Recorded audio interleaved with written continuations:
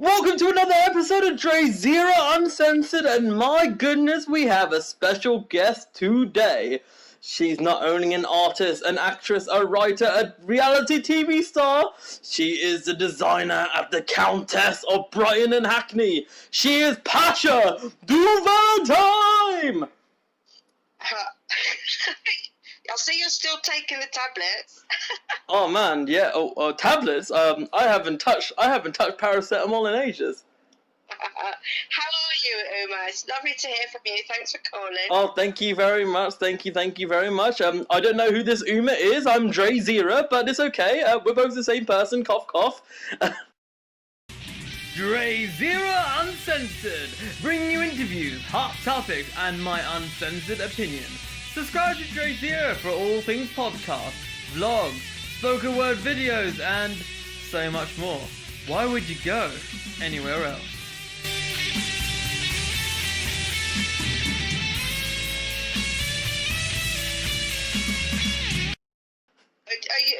Do you not like your Uma name? No, I do love my Uma It's name. here on my screen. It says Uma. I do love my Uma name, but as the performer name is DrayZera, I like to call myself DrayZera when I'm doing my beautiful YouTube shizzle.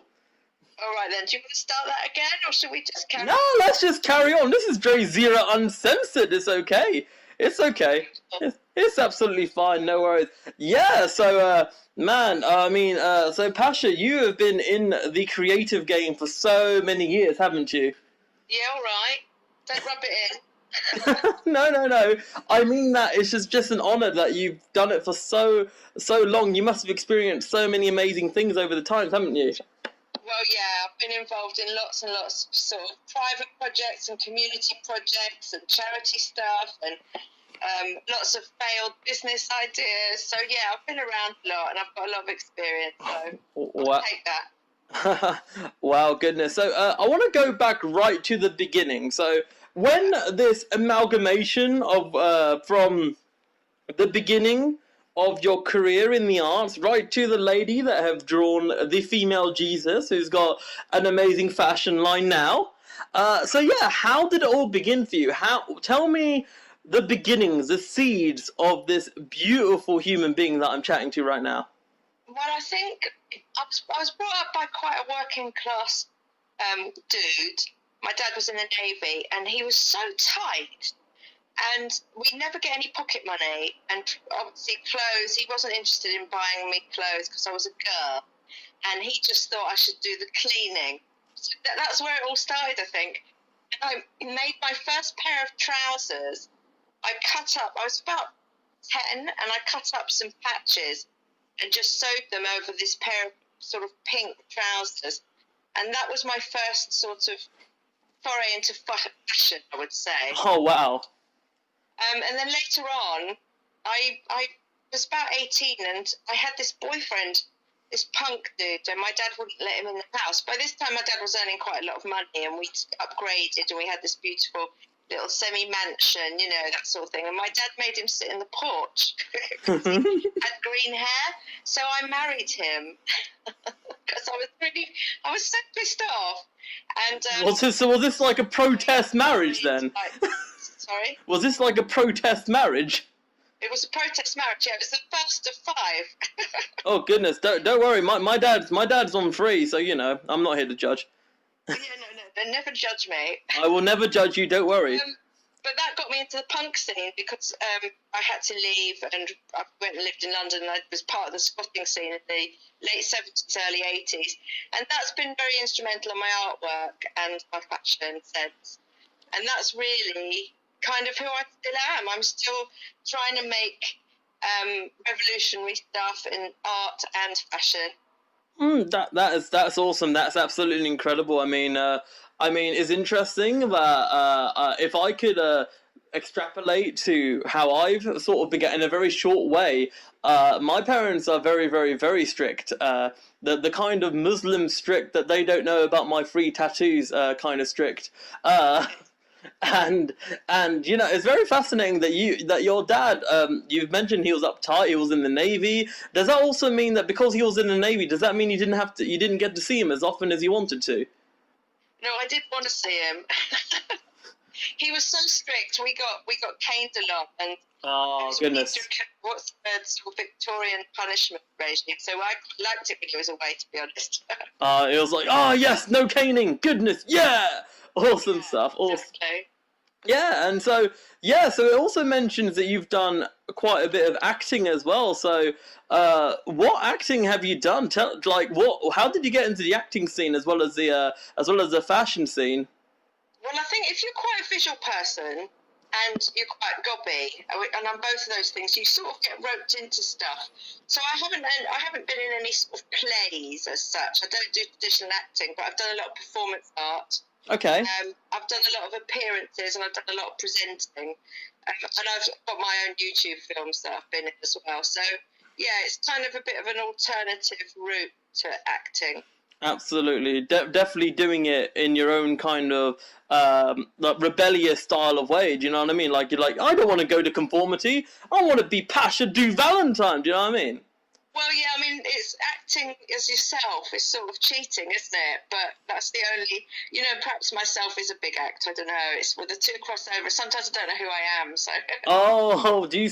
Oh, that's interesting. Because I was chatting to somebody the other day about a quote unquote identity crisis, when you have to perform as quote unquote as a persona, but then you have to try and be yourself at times. Do you sometimes struggle with that, or you're kind of used to it by now? Absolutely, no, I absolutely struggle with that. The Countess of Brighton and Hackney used to be quite a big thing in Brighton for years and years, and then it was almost getting to the stage where people were referring to her instead of me, or as a different entity, and I actually got jealous of her. It's kind of like Ziggy Stardust meets David Bowie kind of thing in a way. Yeah. She started to piss me off, and she was almost getting asked to open up supermarkets. And I didn't like what the public was sort of doing with her. Because, of course, when you create a persona, the public bestow something onto you, and if you don't satisfy that, they don't like it. You know what I mean? Uh-huh. So this character kind of takes over. I mean, a lot of famous people get that anyway. They've sort of grossly misunderstood. So I sort of put her away for a bit. I brought her out again now because of the fashion launch. So she's back in circuit. So would you say that Pasha Du Valentine is how you say a seasonal thing, or when she needs to pop up kind of thing, rather than a 24/7 thing? Well, no. Pasha Du Valentine is me, but the Countess of Brighton and Hackney. Sorry, I apologise. Yeah. Yeah, it's alright. I get confused. Yeah, I've also been noticing that you've also been a reality TV star. Now I'm like, where? Well, that's the thing that we're doing at the moment. That's with Real TV Brighton. So I'm just editing now episode 2. So episode 1 went out about a month ago, and it's a sort of monthly series live in Brighton. It's all very candid, and we're trying to get the dirty underbelly of Brighton revealed rather than a sort of sanitised version of it. Because Brighton has got a lot going on.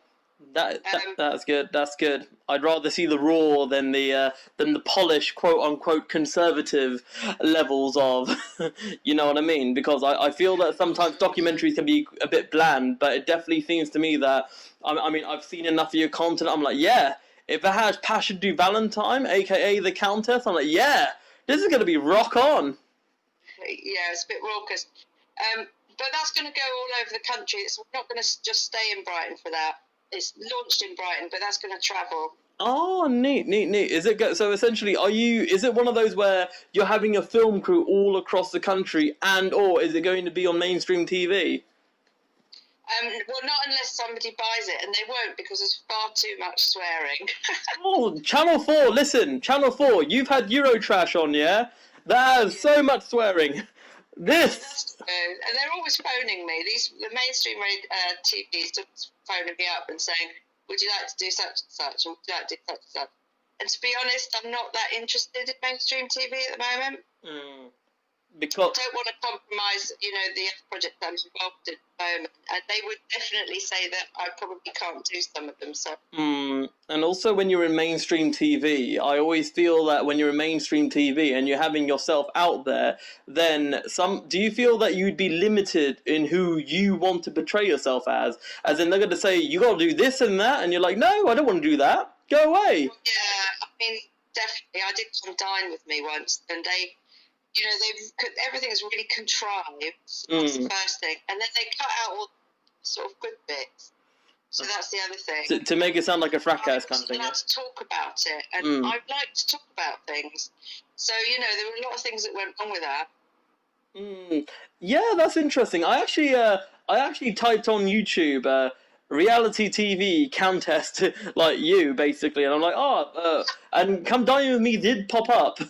And I didn't watch the full clip, but did you win in the end, or did you honestly feel that it's very? Did you actually not like the contestants, or was it how did the editing make it seem? No, I really hated them. Really? Why? It's one of the only ones you can't watch anymore. I've got a copy of it somewhere. I must put it up on YouTube. But no, I mean, one of the girls was going to walk out because we were really getting on that badly. Oh man, that's great. Yeah, it was quite. I mean, I loved doing it. They picked me up in a taxi, ferried me about, and then afterwards I was like really famous for a week. But I didn't enjoy the fake sort of life they portrayed. That's horrible. I hate that. And didn't they have to, usually in Come Dine With Me, don't they have to, in between when you're cooking, aren't they allowed to look around your house? Did you find that a bit weird? No, I had to take all my artwork down. Really? They told you to do that? I had a wall of sort of vagina art. They had to they wouldn't have that film. And then I had a ginormous retail poster thing. It was about 8 foot from Anne Summers behind my bed, so I had to take that down. And then they sort of plant stuff. That's what I mean about it being contrived. And then somebody tried on one of my latex jumpsuits in the bathroom, ripped it because he was so fat. So I was really upset. You better. I hope he paid it back. Well, no, but you know, you can't do that. Yeah, it was just a bit silly, I guess. It was a bit immature. Man, it's very fascinating because we're in the world of social media now. I don't know how media was. I felt media obviously was always controlling, but these days, because you have social media, you could speak out against the media. You can quote unquote create your own media, which you are with your reality TV series. You know what I mean? I mean, back then, you're probably spoon-fed lies essentially from the media, weren't you? Well, yeah, exactly. And I mean, you still get if you appear on mainstream media, you are probably going to be viewed by millions and if not trillions of viewers worldwide. It's very difficult to do that on YouTube. And what with Goddamn Media and Brighton Arts Club, we really don't want to fall into that trap of sort of, salacious video clips of people getting hurt or people being bullied just to get hits. Do you see what I mean? Yeah, absolutely. You can be an internet success and get, 5 million hits, but you usually have to do something really naff to get them, which is also a bit of I don't know if I like the way that YouTube's going in that respect. It's quite dangerous, I think.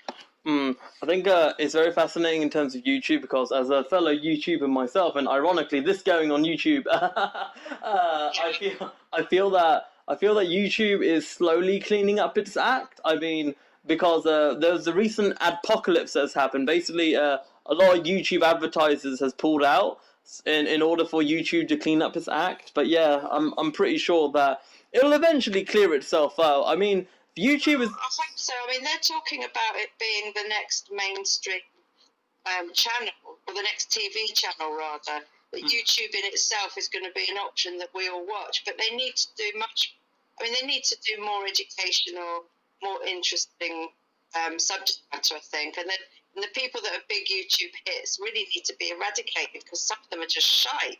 Do you wanna name any, or don't want to name and shame?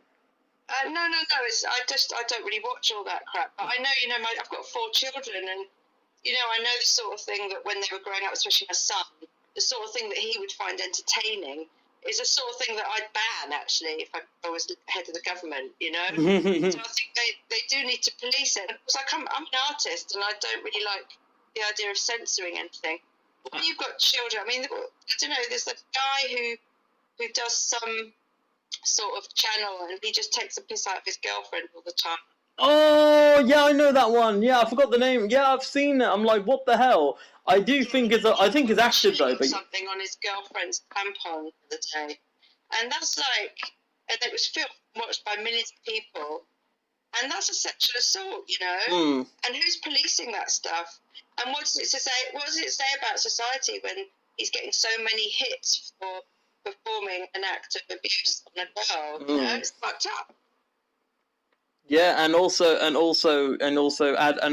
forget the ad revenue that he generated just for an abusive act. I mean, it is absolutely ridiculous, I have to say. So it's interesting because you've done. So tell me this then, how did the Twisted Market go? Tell me, how did that go? Because I really do love your fashion. I'm checking your Etsy page right now. I'm thinking to myself, right, as soon as I make some money... I've only got 4 items up there. I've got like 300 more to put up over the next week. My day, you are working hard, Joe. I mean, it's very much labour of love doing something like a market, because you're just sort of building the brand more than looking to sell. It's a bit of a visual sort of experience and meeting people and, putting yourself out there. But it's bloody hard work. I don't really want to do it again. So you're not going to go to it? I wish I definitely want to see a display of your work somewhere. Do you know what I mean? Like, because well, I think we always knew it was going to be an online thing. I mean, shopping online is just the way forward. Nobody's going to the markets anymore. I mean, some of the big ones in London, yeah, but I can't get myself.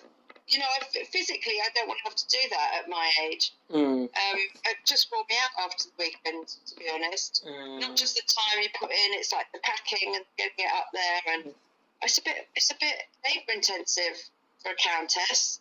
So where are your countess? Where are your countess workers? So get some workers. Well, you've got to if you employ lots of people, you've got to add that onto the price. This is basic business. Absolutely. And I do want, I make streetwear. I make alternative streetwear, punky element. My customer isn't, the same customer that's going to buy Gucci. Absolutely not. Absolutely not. I mean, I'm looking at your items right now. Hand knitted Lady Garden Yoni slippers. That looks nice. And Debbie Harry Blondie tribute. Ooh, that's nice. That's nice. It's really. I feel like your fashion is an amalgamation of what goes into your mind. Well, yeah, definitely. But I use a lot of found items and then sort of create something by putting them all together. So I really like it. I can't get rid of that idea that we waste so much stuff, and landfill. The amount of fabric in landfill is ridiculous, totally ridiculous. When we could just be, they used to call it make and mend.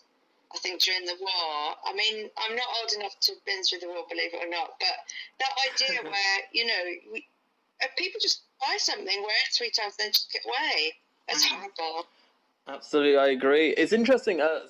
So would you say that, and I'm not trying to say this in an sanitary way, if anyone has time to go to a landfill, look around? No, it's not quite what I do, but I mean, I watched this program the other day about a drone, and it went to a recycle place.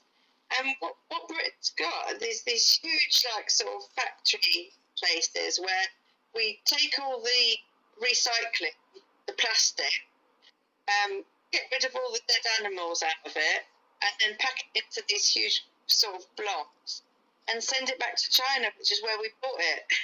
It's like, that's just so weird, isn't it? It's very weird. Money for it. And speaking of China and countries like that, I always find it bizarre and weird. I know it's all about the whole cheap labour thing, but I really wish more people were more people are like you, essentially selling their own stuff. I know there's quite a bit out there, but I mean, unfortunately, we have places like Primark, places like H&M. They get all their stuff made in Bangladesh, India, all that kind. Do you know what I mean? Yeah, no, that's criminal. I mean, don't start me on child labour or, you know, female labour.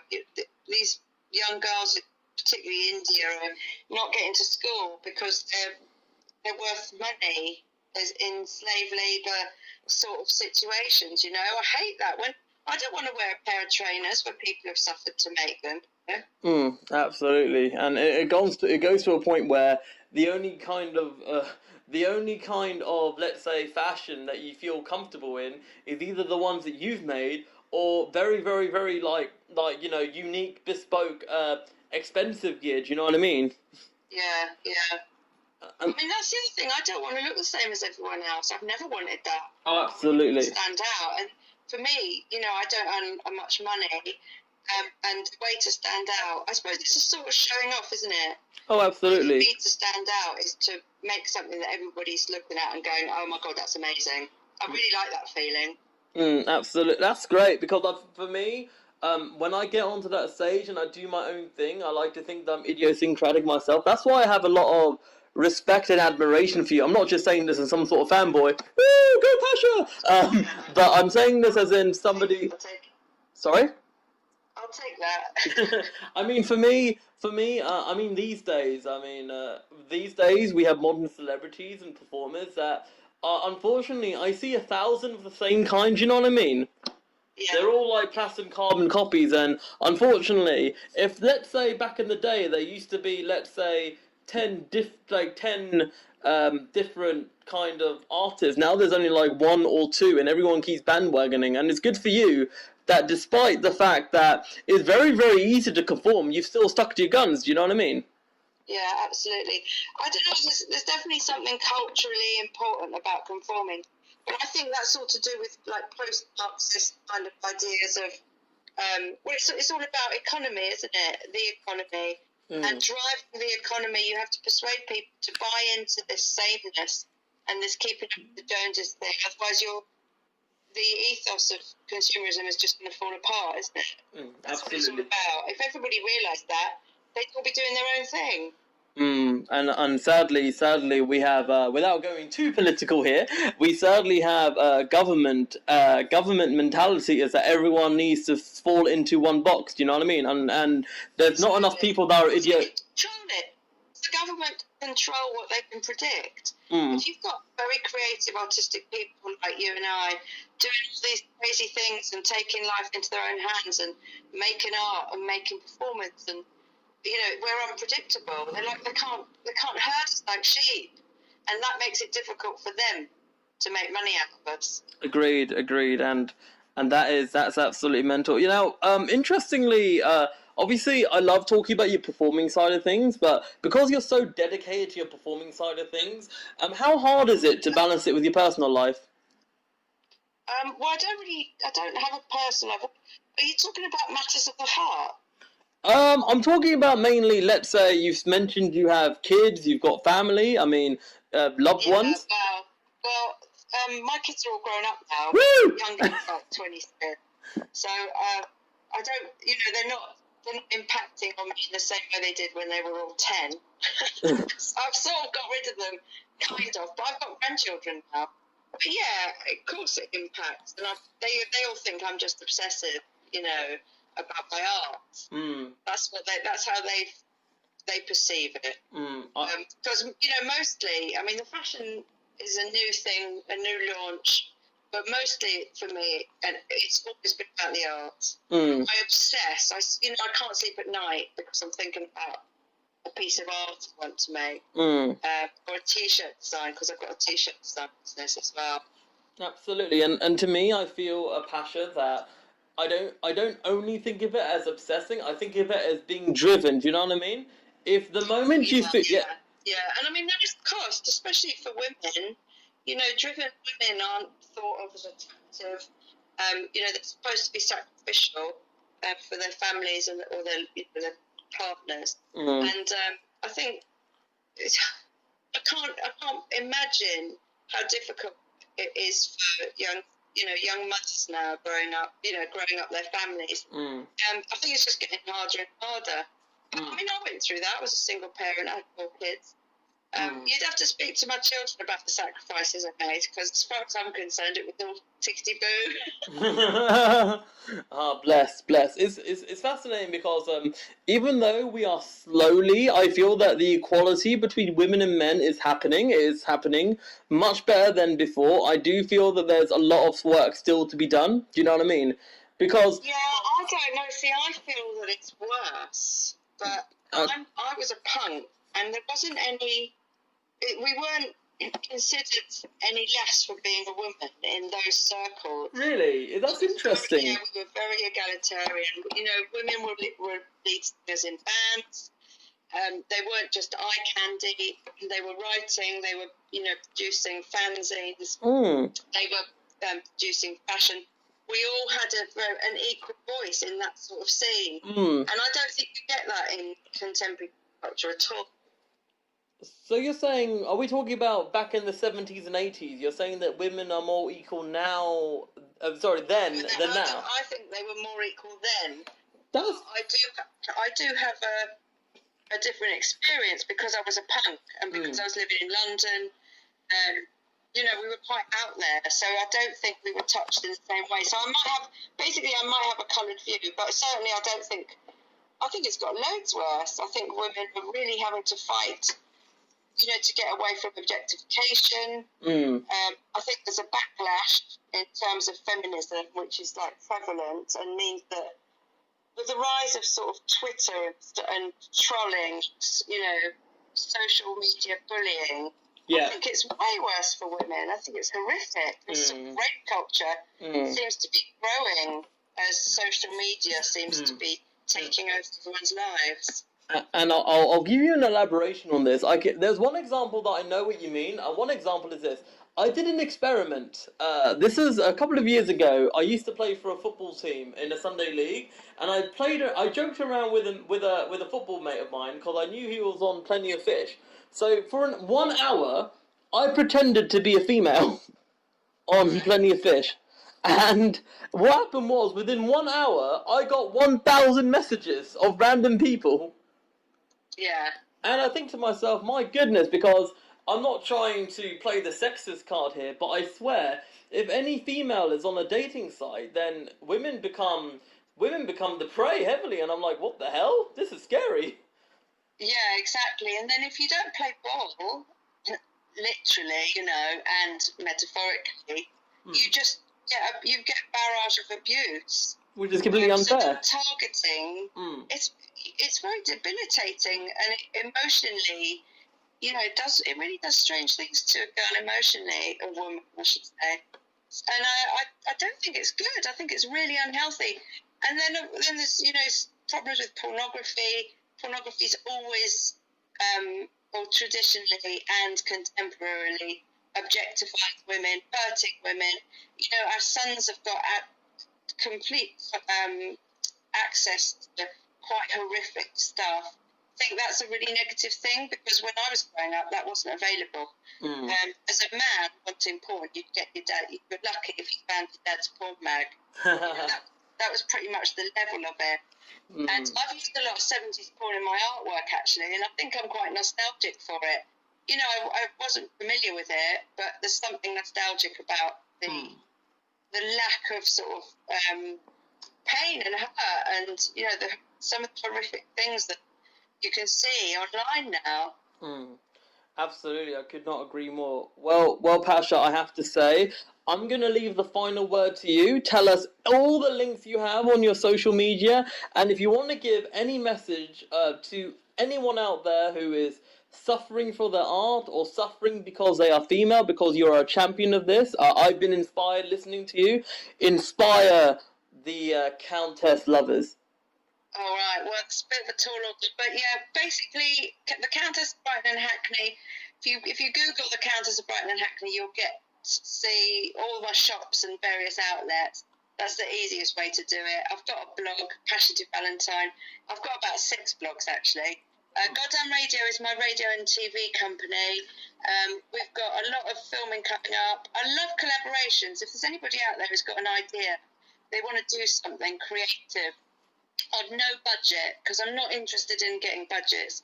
The minute I apply for a budget, I've got to work to somebody else's kind of dream, and I don't want to do that. Brighton Arts Club, we've got something very exciting happening very soon on the beach over the summer. Can't say too much about it. It's a big top secret. I don't want the council to know, so please. Okay, yeah. Yeah. And as for a bit of inspiration, just keep the blood faith, really. And just because nobody is giving you any feedback, and just because you don't think you're getting anywhere, ignore that feeling and just keep doing it. Keep doing it, because I tell you what, it pays off in the end. Damn straight, people. Well, Straight. Damn straight. And also on the collaboration bit, I have collabed with the Pasha Goodness, and I have become more of a passion fruit ever since. So I definitely message Pasha to collab, because that will be fab. Yay. Indeed. Well, Moonlight Army, this has been DrayZera, and this has been Pasha Du Valentine. Lovely chat. Thank you. Thank you. No worries. And we shall Zera later. Woo! DrayZera Uncensored, bringing you interviews, hot topics, and my uncensored opinion. Subscribe to DrayZera for all things podcasts, vlogs, spoken word videos, and so much more. Why would you go anywhere else?